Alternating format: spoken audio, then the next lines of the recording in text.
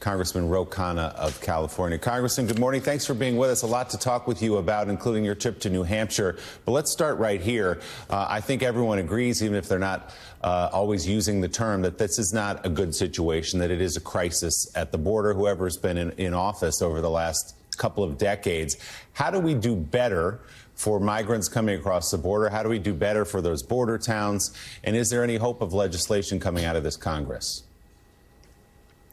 Well, first of all, let's give President Biden some credit for the policies that he has implemented. He has a system now where people can file for humanitarian parole coming from Cuba and Venezuela. He has regional centers. He has implemented a system which says that you need to file first for asylum in the nearest country after you leave before you can be granted asylum in the United States. That's consistent with international law.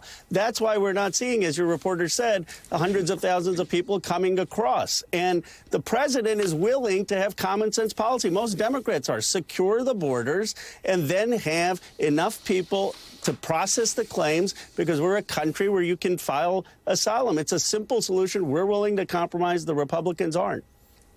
Congressman, you said the Biden administration should be saluted for some of what they're doing. We had 11,000 migrants cross the border in one day this week. It's been absolute chaos at the border over the past year or so.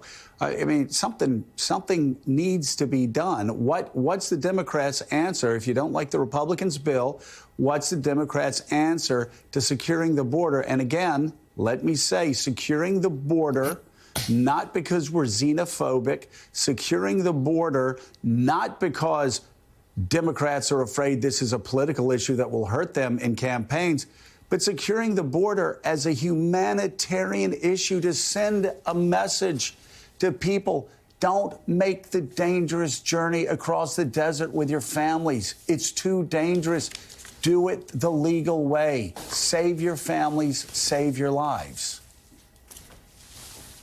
Joe, as a son of immigrants, I agree with you.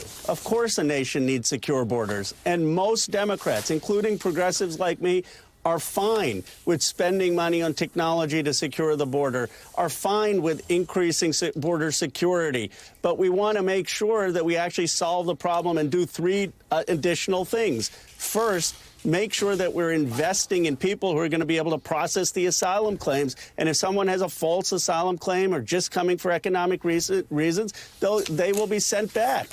But we don't have the resources for that. Second, have a plan for comprehensive immigration. And third, look at what's causing people to flee Venezuela and Cuba. I mean, the Republicans are saying, let's sanction them more. That's causing more people to actually leave. Let's look at rational sanction policy so we're not causing the influx. And then just to say what President Biden has done, which is give people the opportunity to make these claims before they get to the border. The problem for the president is the Congress is not doing anything. I believe he has done more, certainly more than President Trump or even the previous president in getting done what he can without Congress acting.